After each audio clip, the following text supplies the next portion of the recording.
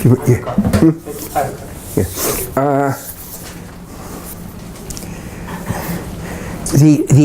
title, see on the board outside it says the age of the universe. That's for the topic today. We can talk about any types of topics. The idea is to see whether there's conflict or confluence between Torah and Teva. Teva being the Hebrew word for nature. That how the world's put together doesn't look like how the Bible claims it's put together. And lots of times the idea of conflict is because of lack of knowledge.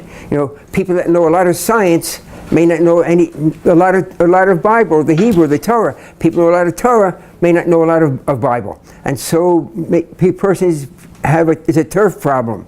When you're in one turf and you want to talk about another turf, you know, change your horse or get some different information. So that's the idea, is to try to see whether, without bending the Bible or bending the science, whether there is confluence or conflict. The easy one is the age of the universe we're talking about, but since it's almost Hanukkah tonight, so you know, the idea, one of the interesting aspects of the world is we have sunlight around, right? And the sun has to make something, because most people that listen, or all of existence actually functions by quantum reality today. And there's not, the way the sun makes its energy, its light, is at the center of this huge ball called a star, the sun. There's gigantic gravity pushing in on it. And at the center, and it's mostly hydrogen. It's almost the sun is almost totally hydrogen, and it's fusing hydrogen into helium. It squeezes it together. But the protons, which are the center, are the positives. It's like pushing the two positive poles of a magnet together. It is impossible, put it that way, in human experience, to do it. So you'd think you'd have to have a huge pressure at the center to make the protons, because what is hydrogen? One proton. What is helium? Two protons and two neutrons, okay? But the problem, neutrons, by the word neutral, they don't have a force. But protons have a force, and they're pushing, they don't want to come together. And it turns out the pressure isn't quite enough to make it happen. So you can see it like a barrier. I hope this isn't wrong. Yeah. See, like there's an energy barrier here, okay? And it's so high that this proton over here can't get over to this proton over here, because they want to be proton, and then neutron and neutron together to make equals helium. This equals hydrogen, and this equals hydrogen. Like the stuff you drink in water, right? Where's my cup of water? It's empty, but it's got a few drops in it of hydrogen and oxygen. Well, on a hot day, you can't beat hydrogen and oxygen. Feel better already. When you drink water, you're drinking hydrogen and oxygen that is sinking to your head. It doesn't look like hydrogen and oxygen, but it is. And when you look in the mirror, you are looking at the light of creation. It's not poetry, it's a reality. Everything is made from the light beams of the creation billions of years ago, 14 billion years ago. It never stops being. Like water never stops being hydrogen and oxygen. It can just change form. Then we'll get back to this, but this famous equation, what is it? E equals what? M, what does it equal? No one knows? Yeah, the energy, what this equation does not say is that the energy changes and becomes matter. That's exactly what it doesn't say. What it says is that the energy remains energy, but it can change form and take on the form of matter, just like water, hydrogen and oxygen can change form and take on the form of water. I've worked with a lot of atomic bombs. My background is nuclear physics. And it wasn't that the uranium-235, this wonderful metal, was about to become energy when we detonated the weapon. That wasn't what happened. It was always energy in the form of a metal. Like this stuff in this empty cup, pretend there's water, that the water in the cup is always hydrogen and oxygen. It's just in the form of water. I can put electricity through here and it'll change back to hydrogen and oxygen. I can detonate a weapon and the uranium metal will become uranium energy. Because that's just, you know, the way the world looks is not always necessarily what the reality is. But just getting back now to, I'm not sure how we got, I took a drink of water, that's what happened. You took a drink of water, someone did anyway. So in the middle of the sun, I want to get these protons together because because the mass of these two protons and these neutrons is less than the mass of the helium that it forms. And where does the difference go? The difference that it's less, it goes into energy. And that's what makes the sun shine. The only difficulty is the sun shouldn't shine. There's not enough pressure in the sun to make the sun shine. So how does it happen? How does it work? How it works is insanity. Everything in this, physics has discovered that the perception of the world isn't the perception of the world, isn't what the world is. That everything in this world has a wave-particle duality. It's also a wave, and it's also a particle, which is patently impossible. And because a particle has a discrete edge, a wave has no edge. But that's what lets the sun shine. So the protons are being forced together by the gravity at the center, but they get here and they can't pass the energy barrier. Oh, so you got this particle here, but it's also a wave. And a bit of the wave slips through. Not a lot, a little. Just enough to let you get a sunburn on a beach in the summer. That's what happens, but there's no logic to it. Because if it were only a particle, it can't pass the barrier. It can't. It's just impossible. But it does. It does because the simplest way of saying it simply is it abandons its particle aspect, becomes a wave, comes over here, and next thing you got is the protons on this side and this one, and they've joined. Does it make sense logically? Absolutely not. But the world doesn't make sense. That's what we have to get through our heads. The physical world that we experience, Newtonian physics, is great, even for getting to the moon. But it's not great for understanding why your iPhone works, why your smartphone works, why that camera back there works. Because you can't explain this. There are things in this world that are illogical. I'll give you a simple illogical reality right now. Will people please move their toes? You've been here before, you've done this before, right? You're moving your toes? I really can't see that far down, but you're moving your toes? Yeah, I see them moving, right? You feel your toes? Do you feel your toes? Yeah? This side, your shoes. You can feel them down there in the shoes. Are they comfortable? Yeah? You think your toes feel toes? Do you think your toes have a brain? Does anyone think your toes have a brain? You don't feel your toes in your shoes. Toes feel absolutely nothing. The nerves are stimulated, they send the information up to your brain, and you have about 6 maps of your body up here. And part of one of those maps is dedicated to your toes in your shoes. And when you move them, that information comes up here, it stimulates it, and that part of your brain, that body map, is so powerful on your psyche that it convinces you, and it convinces me also, that you're feeling them, and I'm feeling them in my shoes. I'm certain I'm feeling my toes in my shoes. But toes have no brain. They feel absolutely nothing. That's why painkillers work. Just stop the information. You bang your toe, God forbid, it really hurts. Not anymore. You just stop the information from getting up to your brain. Everything, your entire life, takes place here. Nothing is sensed. You feel your fingers? No. Fingers have no brain. It's all in here. Everything that you experience, everything, with zero exception, takes place here. That's why your head is so important. It's in there to keep you aware of the world. Okay, so the topic of part of the aware of the world, that's the topic outside, is the age of the universe. So we can discuss that in the time we have, or we can discuss other magnificent things about why your iPhone happens to work, because it is totally illogical. Some things are logical and you can derive them by deduction.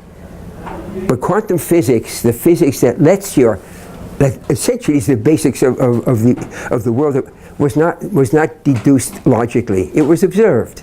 It was observed, and the observation of it was so illogical that persons didn't want to believe it. In fact, physics was brought kicking and screaming into the quantum world because it doesn't make sense, but it works. You don't have to understand everything to work. There's probably not many people in this room at the moment that understand how the car works, or even how the key works. But you put the key in the ignition and the car starts, because you can use it. But it doesn't mean you understand, as you discover when the car doesn't start, and you pick up the hood and you, what's going on in here? And 4 hours later the tow truck comes to help you, and he starts it like that, because he does know, or she does know what's going on in there. Not only 4 hours, usually it takes about 2 hours. So anyway, so we can drop this esoteric topic and talk about something like Tachlis. That's how we got into the fire, because it's Hanukkah and we're getting light and the light from the sun, etc. And it is not enough. That's how we got to it. Okay, you understand that. It's a problem. So, memory, that is. Okay, so the topic talks about the age of the universe. So that's an easy thing with which to deal. And the idea for those that just came in is to try to see where there's conflict or confluence between Torah, the description of the world by Torah, and description of the world by nature itself. And again, my background's MIT. For those that just came, bachelor's, master's, PhD. So I've been a lot of science, but thank God, and I've been teaching here for many decades. So anyway, we look at the age of the universe, and for some bizarre reason, the author of the Bible, spelled with a capital A normally, wants us to know the age of the universe. You have to realize some things about the Torah that are quite amazing. If, as I will take it, that the Torah is divine, then there's no extra words in it, and there's no extra information. So why does the Torah want us to know the age of the universe? Because it does. Adam and Eve have 2 kids, Cain and Abel, right? Cain murders Abel. Abel's out of the picture. God doesn't kill Cain, although it was murder. And in chapter 4 of Genesis, the first book of the Bible, Genesis, Exodus, Leviticus, Numbers, and Deuteronomy, Genesis, Bereshit in Hebrew, that in chapter 4, Abel's murdered, Cain is exiled, which he teaches something very interesting, that there are punishments worse than death.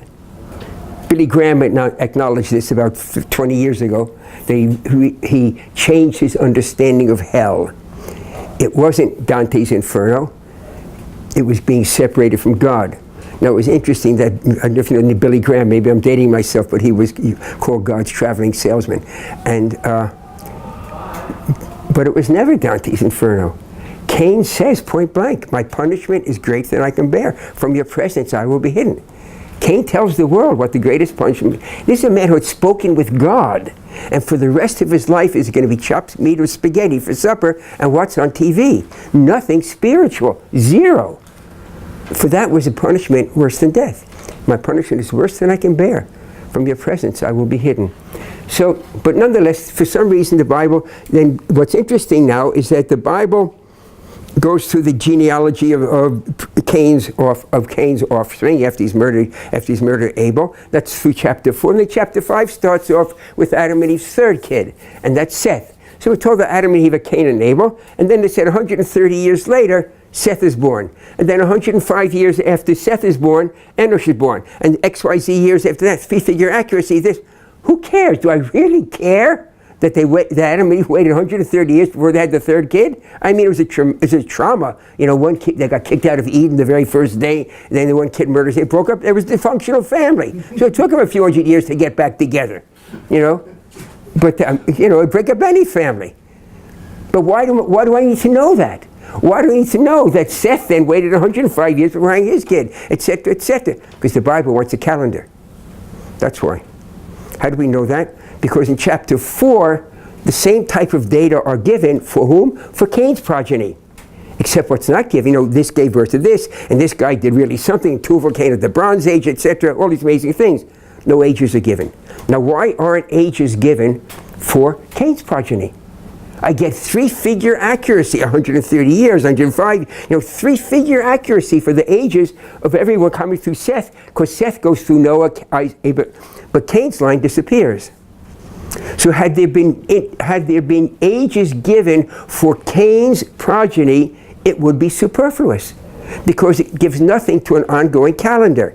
So that's one of the big hints in the Torah, that the Torah wants a calendar. But it only makes grief. You add up all the ages in the Bible, you get to the end of the Bible, you add up kings, queens, kaisers, presidents, whatever, and you get to a number less than 6,000 years. But science tells us the number is 14 billion years.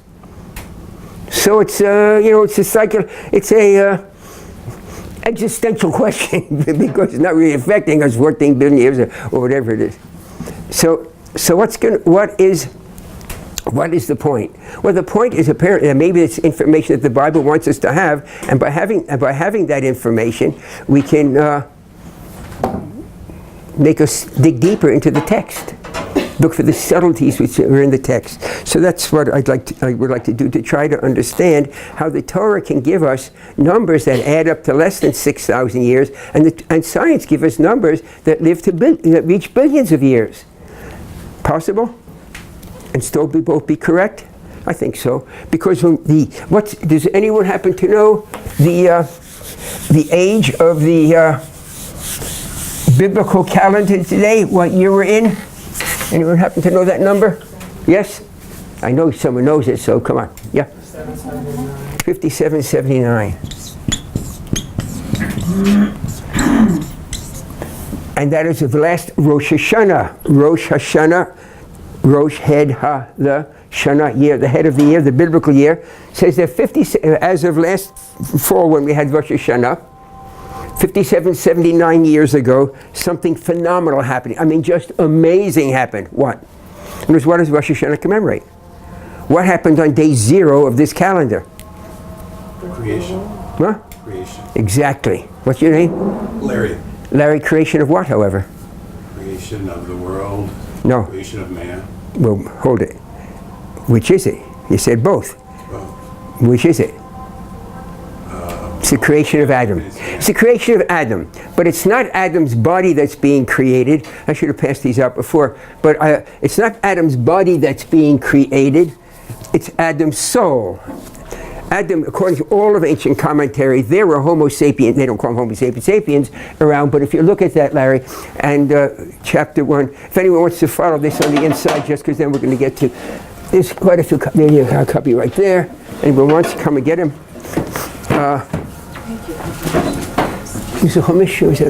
What is this here?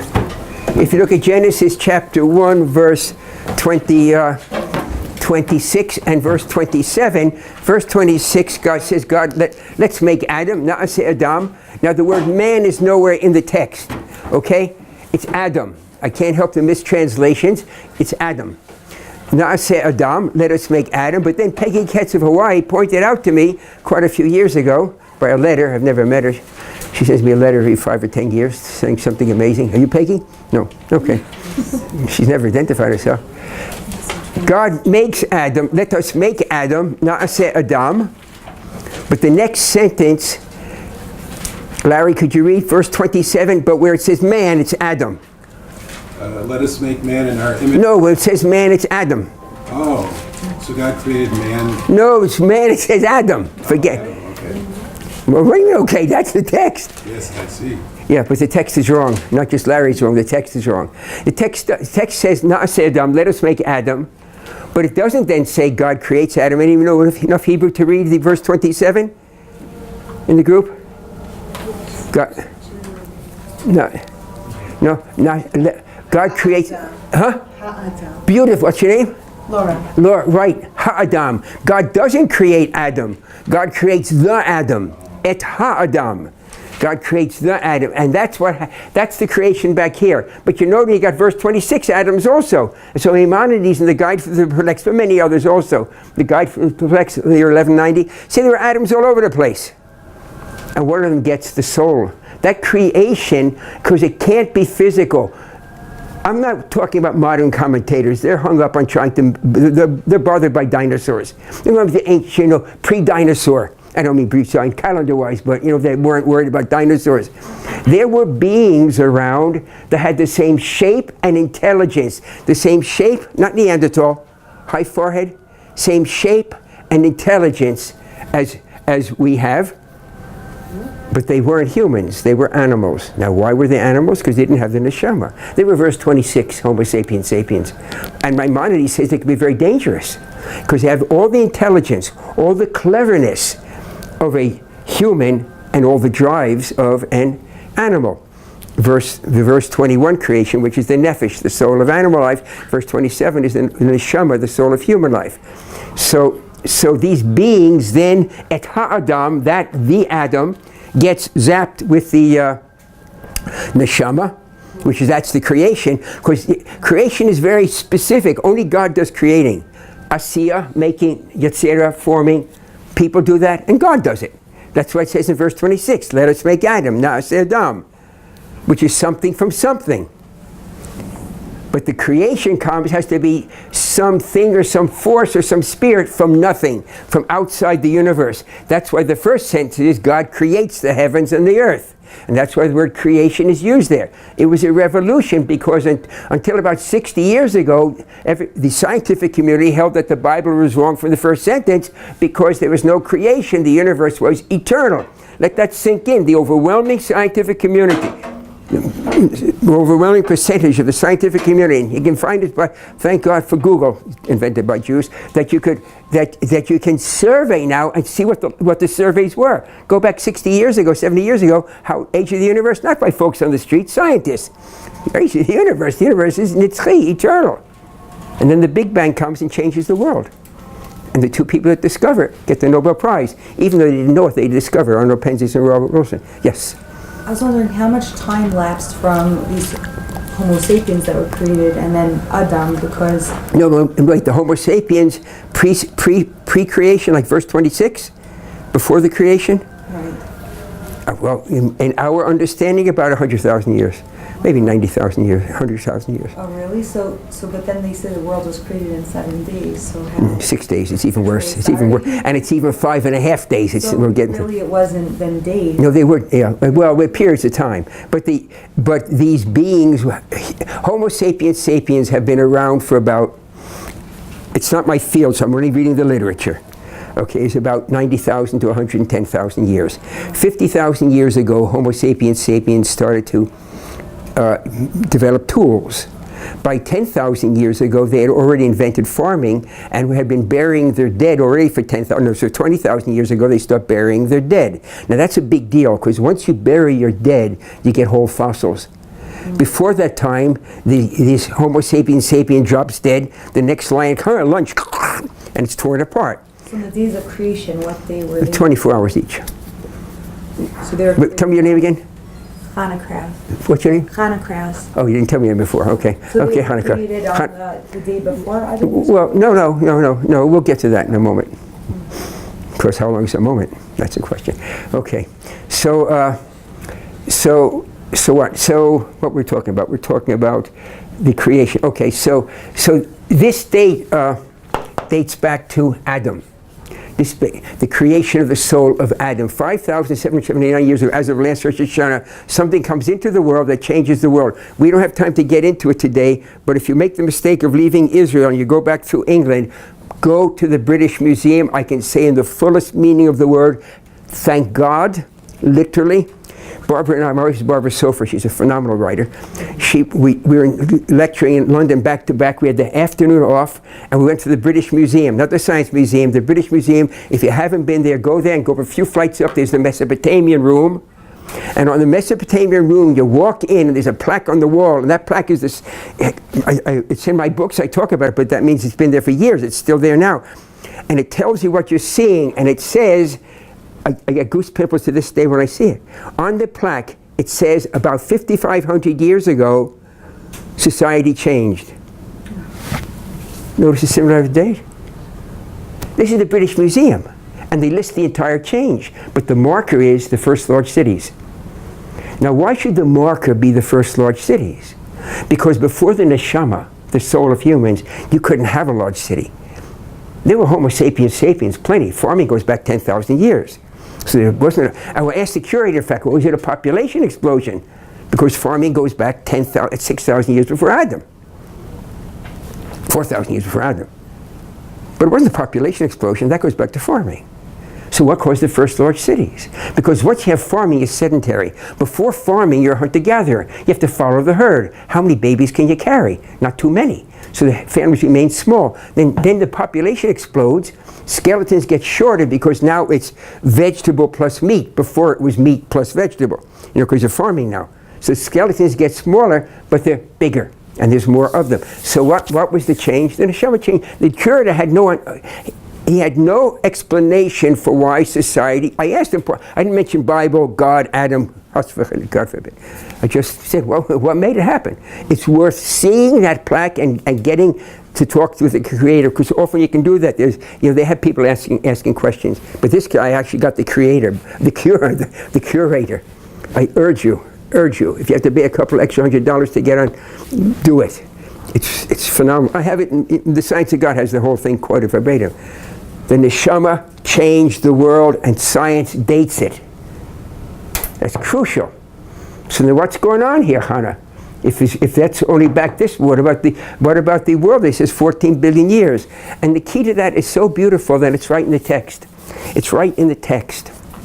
And I can say, I'm happy I didn't think of it, or I'm the guy that happened to put the numbers in.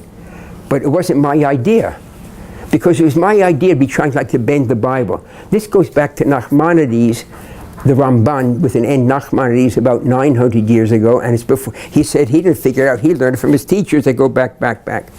So what's the key to how we can answer Hannah's question? Do you say Hannah or Hannah Klaus? Well, how do you call yourself? Hannah. So how does Hannah answer the question? It's just enough. Well, we look at the text. First, I want to do one quick thing, because I will forget it, and that is to say, because Adam is significant, Adam was not a man. Adam was not a man. I urge you. Go to Genesis chapter 5. Genesis chapter 5. And read Genesis chapter 5. and read. Come on, there's seats here. Grab a text. You probably want to follow. Genesis chapter 5. And read verse from 2. You can just read, you can start 1 and 2, just read, but where it says man, the word is Adam. I don't want to hear, who's going to read? And tell me who's going to read? You're going to read? Someone read? You're going to read? What's the problem? Read. I don't want to hear the word man from your lips. Where it says man, the word is Adam. This is the account of the sons of Adam on the day that God created Adam. Louder.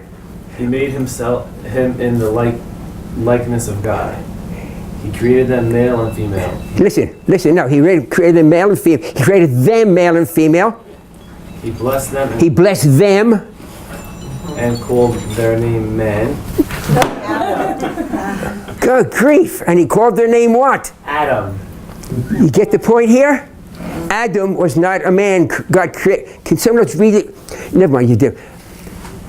God blessed them and called their name Adam. Can I ever hear say that together? Their name Adam. Adam was not a man. After this, Adam, man, names Mrs. Adam, woman. Adam, the Hebrew word for man is Ish. He names her Isha. Isha, like man, woman. It's the same word with just a few extra letters. Man, woman. Ish, Isha. The hey ending is a feminine ending. Later, when he realizes how stupid he was with the forbidden fruit, because he's the one that made the problem, not the woman, he renames her immediately. The very next sentence after God confronts them and chastises them, immediately he changes her name. He realized he got it wrong too. What is her name? Anybody know the Hebrew name? Chava. Say it without a question. Chava. Chava. And I learned from Rabbi Shlomo Riskin, Chava, you learned this from Psalm 19, about verse 2 or 3. Chava is a source of knowledge that takes a lower level and raises it to a higher level. You look in Psalm 19 to see it. It's a source of knowledge. That's why names are Chava, because he realized that she has a greater insight than he has. It's a source of wisdom that takes knowledge at a lower level and raises it and reveals what's in here, reveals it here.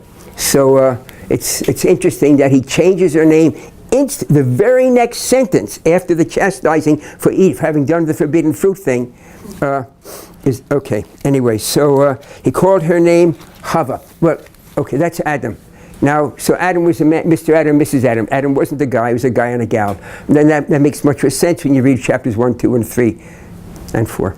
and 5. Okay, so now when did it happen? So we have this creation of the universe, and if we had a timeline here from science and Bible, and I'll make the Bible on the top, we have the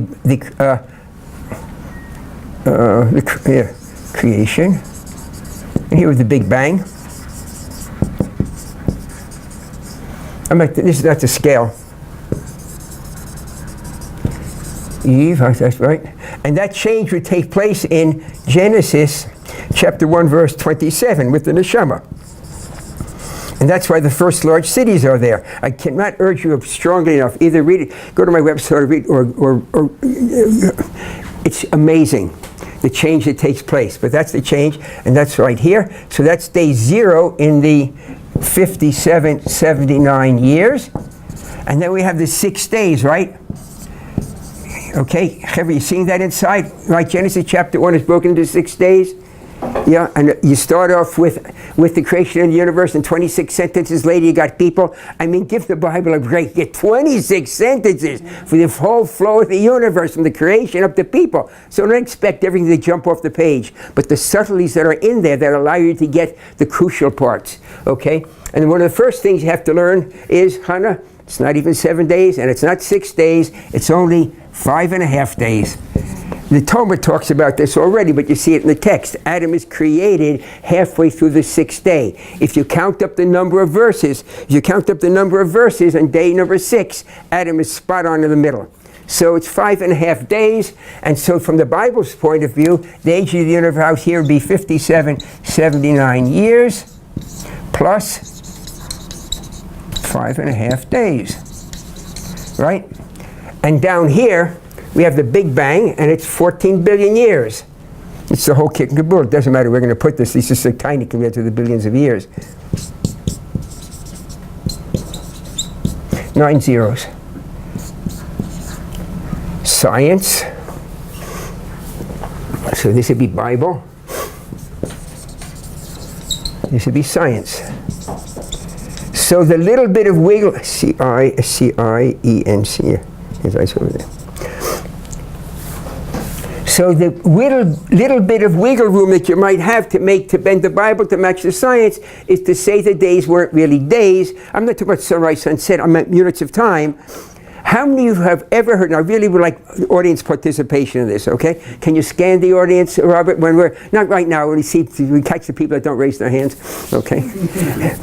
How many of you have ever heard, even if you don't believe it, that the days of Genesis, they were long periods of time? Anyone ever heard that before? No, you're not raising your hand. Yeah, everyone. Bend the Bible to match the science. The irony is, there's no wiggle room. The days are 24 hours each. There's no wiggle room, absolutely not. 24 hours each. All ancient commentary, with no without any exception. The majors are Rashi and Nachmanides. Rashi writes day, not sunrise, sunset, day. Kaf Dalet Sha'ot. Anybody know what that means?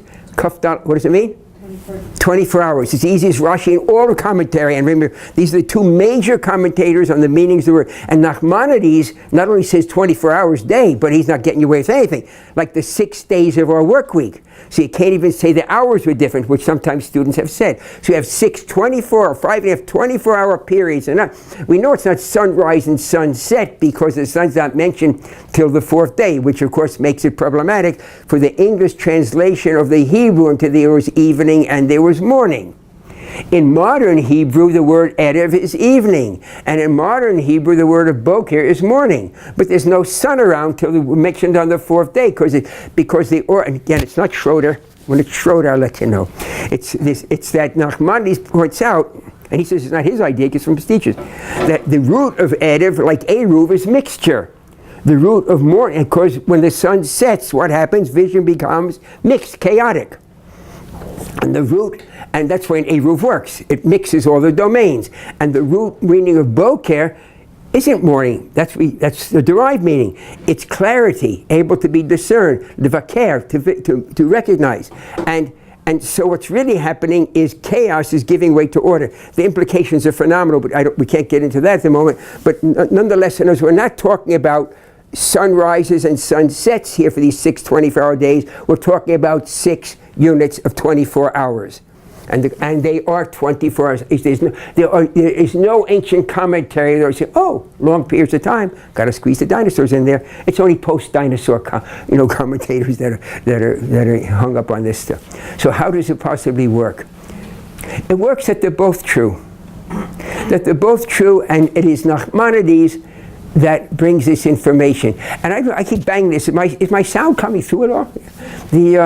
Okay, I can barely hear myself. In any event, how does this look at the text, Hever, friends. Look at the text, please. When was time created? The Time. So these commentators, the names I just mentioned, say Hazman Nivra. Time is created at the creation of the universe. It's in great insight. Aquinas says the same thing about the same time. The time is created. So here is from NASA. This diagram is from NASA, and it is NASA. This is.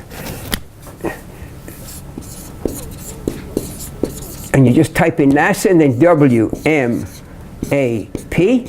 and you get this amazing diagram of the creation of the universe.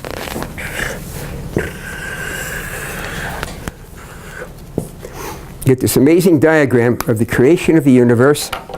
Every word is from NASA, every word on it. And it shows the creation of the universe, the universe expanding out over time.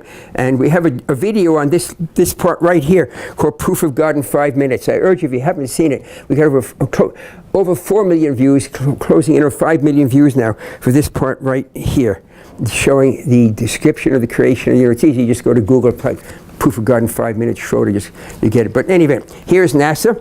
Each line here is 1 billion years, about 14 of them. So from the creation to here, and this is us out here. The oval is that the universe is going out in all directions. It's a timeline. It's on a piece of paper, so to show 3 dimensions here, sticks the oval here. So we have a creation of the universe, and we have a beginning, and we have 5.5 24-hour days to get to here, and then we have 57, 79 years from here. This part of the calendar works pretty well, because Tuval Cain, in the lineage of Cain, remember the years aren't given, but you can see parallel a little bit with Seth's line when Tuval Cain lived. And he lived at a time which maps very closely to the Bronze Age, and which is exactly what the Torah says. Tuval Cain, there's this sophisticated workings of metals, and one of the metals is bronze, please.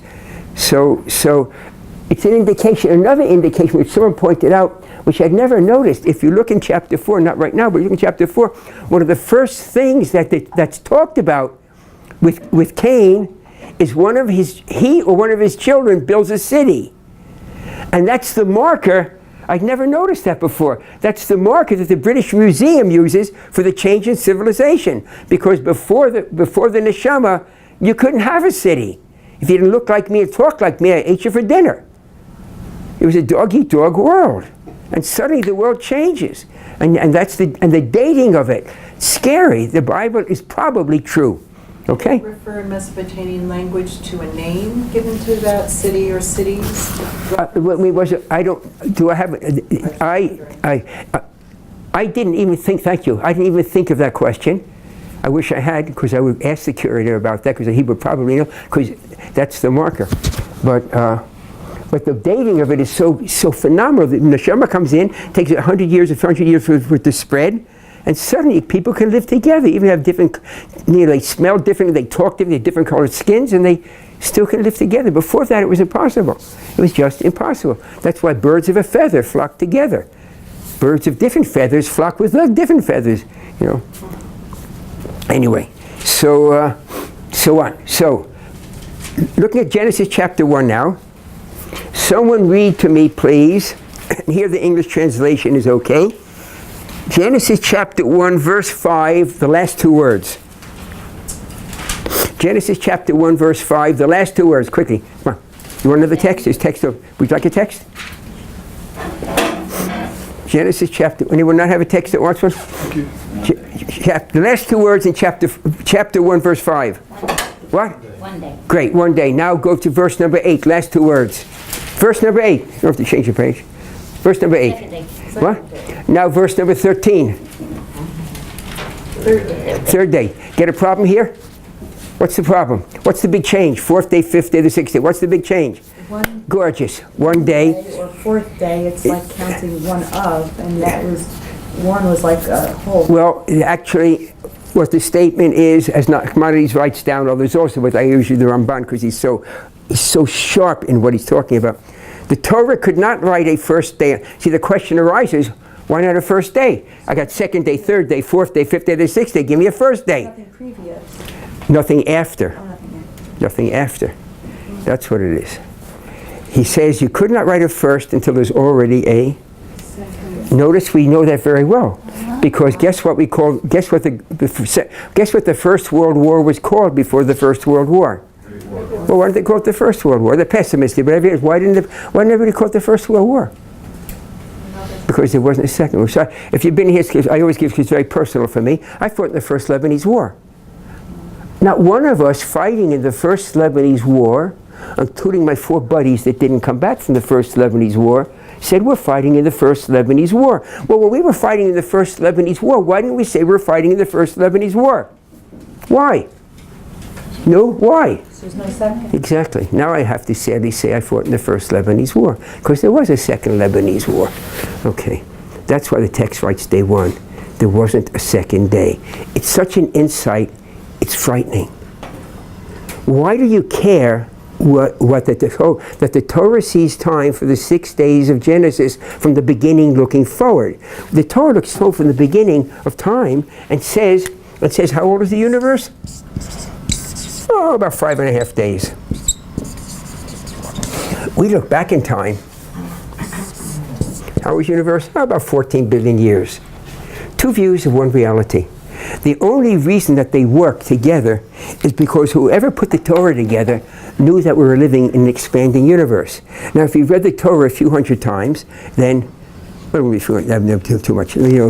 few dozen times, you will notice that there are statements, especially in Leviticus, which indicate that the universe started as a small point and expanded out. That was the previous lesson from last week. The universe starts, it's in Leviticus chapter 8, verse 3. We're not going to go to it now, but you read the Tanhuma, Rav Tanhuma from 2,000 years ago, and he says the universe starts at a small point, expands out, etc., etc. Okay? So the Torah looks at the time from the beginning, looking forward for the 6 days of Genesis. That's why the description of time is unique. Genesis chapter 1, description of time, the evening and morning bit, appears nowhere else in the entire Torah. It is the only place in the entire Torah where that sequence is used. Obviously, evening is mentioned elsewhere, and morning is, that's not what we're talking about. The way of measuring time, there's evening and morning. It's unique to Genesis chapter 1 because the view of time is unique to Genesis chapter 1. It sees time from the beginning looking for, who cares? See time from Timbuktu, from Canarsie. Does it really matter where you see time from? It's the one mistake that Newton made in his Principia Mathematica. Time stands pristine, unaffected by events. No. Time is part of the nitty-gritty, and how you view the universe and from where you view it determines your understanding of things, for this case, passage of time. It's not relativity.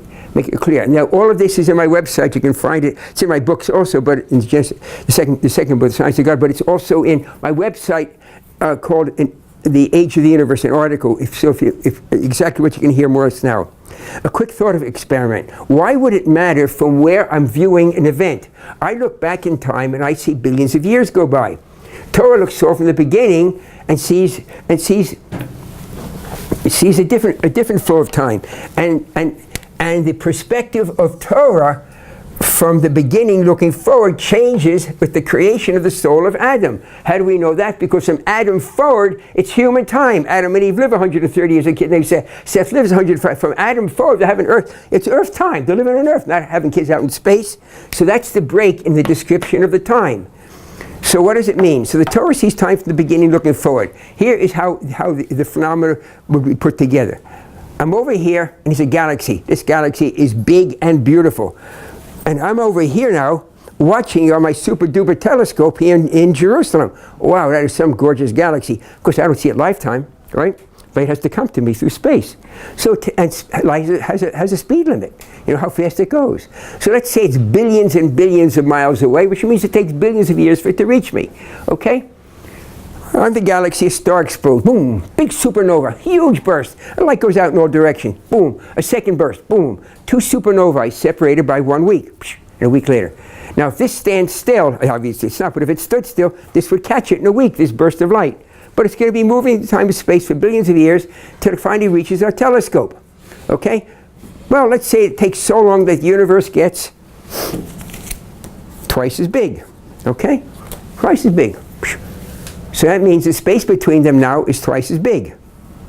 So what happens? The first burst hits the telescope. Wow, a supernova. Now back here on the when it happened, it was 1 week apart. But now it's twice as much space. Bingo.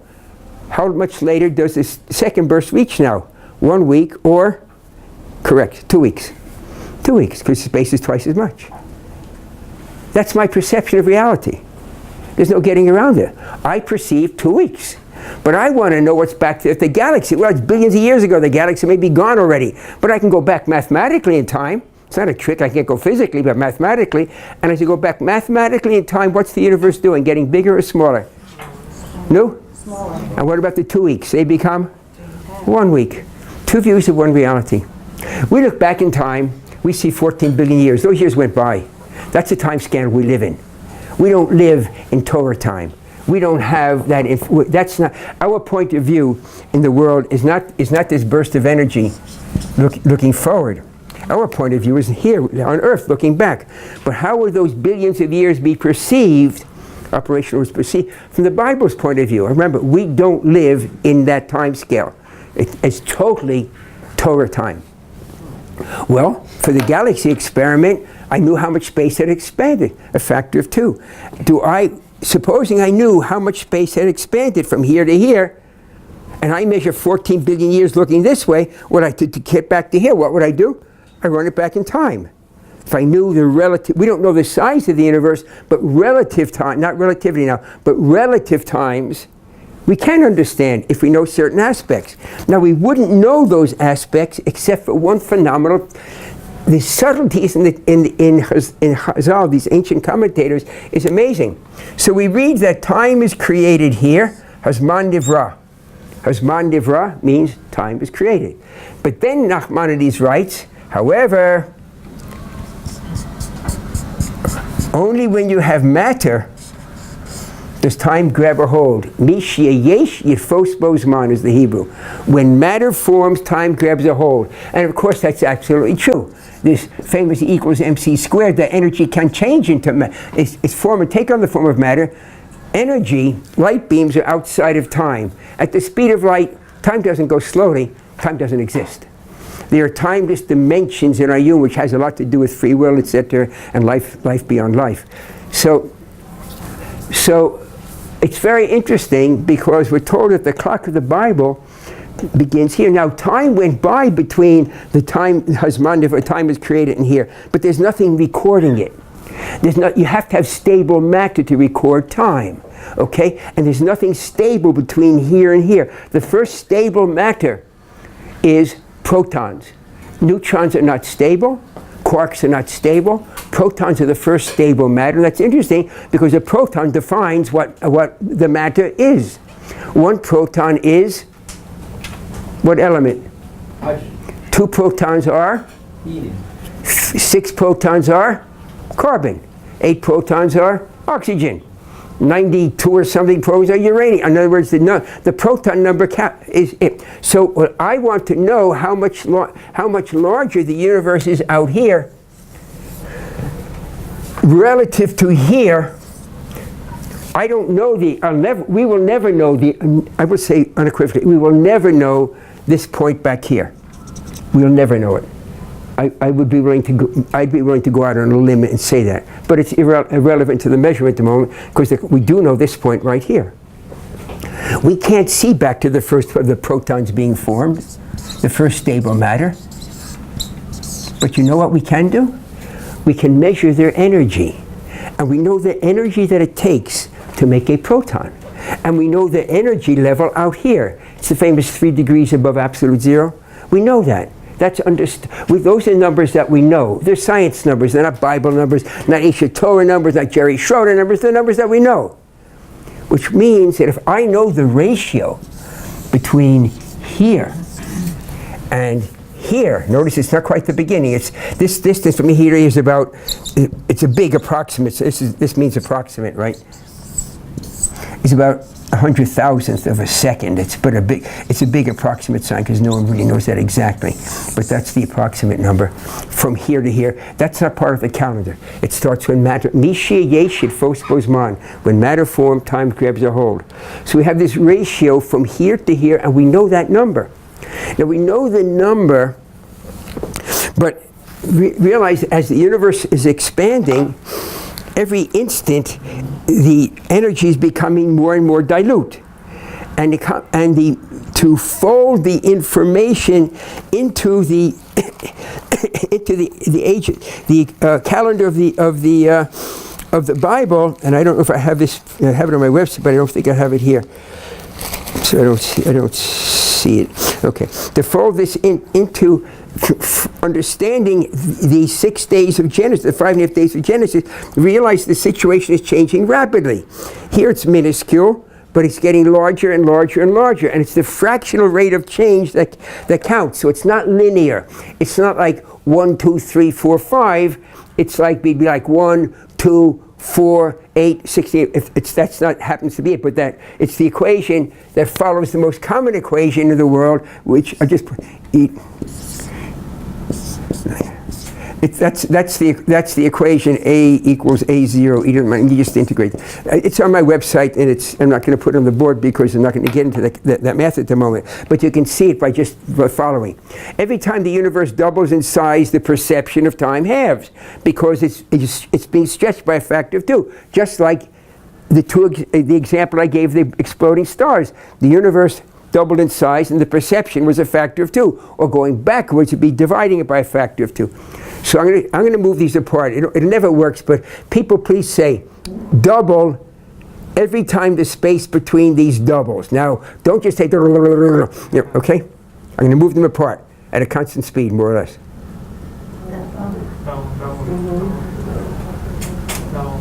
What's happening? Takes longer and longer to double.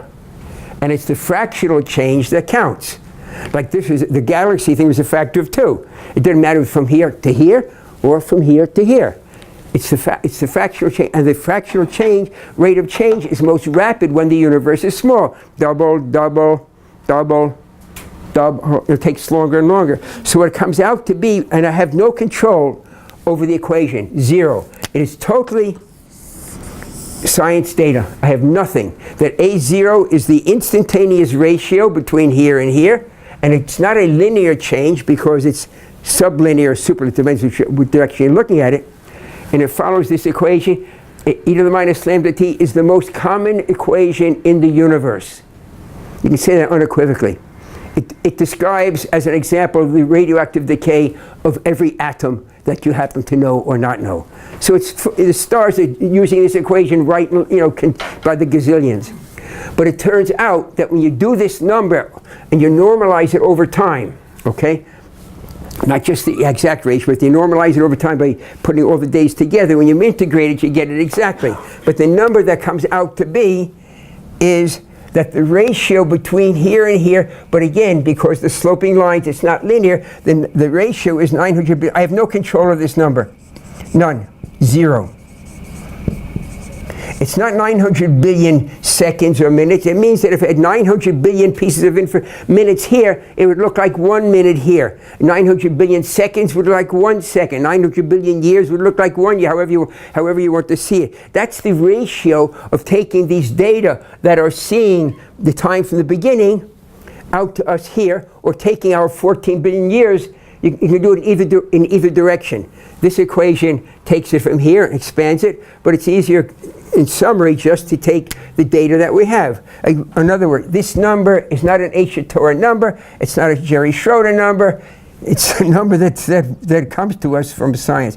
I have a universe that measures to be 14 billion years. 9 zeros. This is unitless, right? It's just a ratio. Unitless means if I have 10 degrees and I divide it by 5 degrees, what's the answer? 10 degrees divided by 5 degrees equals? 2 what? 2. Dimensionless. Why 2? Well, dividing. You're exactly correct. Why? What? Well, it's dimensions are the same top and bottom. Exactly. You cancel, you get 2. It's unitless. That's why the ratio from here to there doesn't matter what units you're using, as long as they're the same units. Usually it's done by temperature because that's so easy, that's so well known.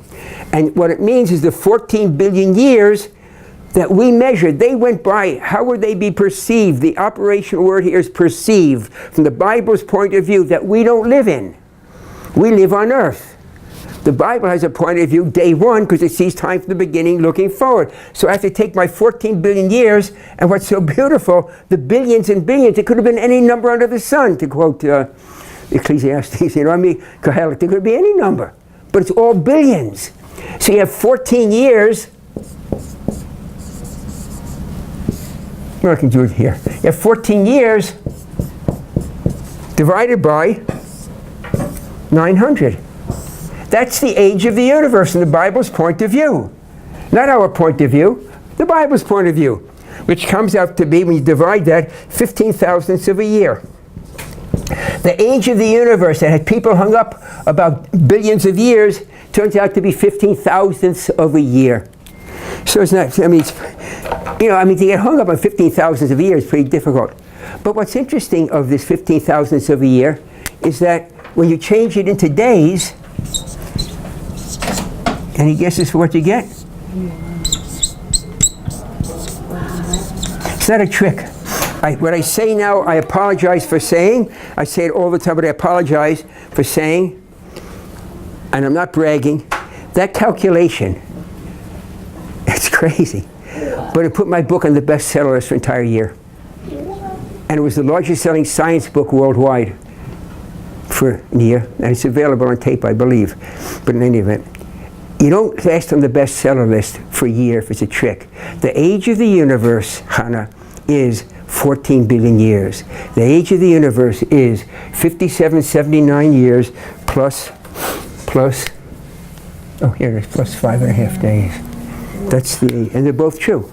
It's not a trick, they're both true. And I think that's part of the reason that Rashi says that the reason that the Torah starts with all this stuff, because eventually people are going to say, you don't own the land, so I can give it to, I made the land. People, the United Nations, I mean, it's like Rashi was living in today, you know. The nations are going to say you don't deserve the land. And so what does Rashi say? This chapter shows that, but it doesn't. See, that's the subtlety in Rashi. Rashi says the reason this is here is to show that God created the universe and can give it to anyone God wants. Really? I knock on your door, I pull out a piece of paper and say, oh, see, it says here, I own your house. Can you please move out? Get out, I own your house. No one's going to believe that. Why should they believe it? So it has to be that the information inside Genesis chapter 1 is provably true. That's what has to happen. Otherwise, Rashi makes no sense. We always quote, because God said, who cares what God said? They don't believe in God in the first place, or the Bible. Or they wouldn't be arguing, because it says it right there in the Bible. So clearly they don't believe in this Norschkeit. And it turns out not to be Norschkeit, but guess what? The chapter has to have provable information.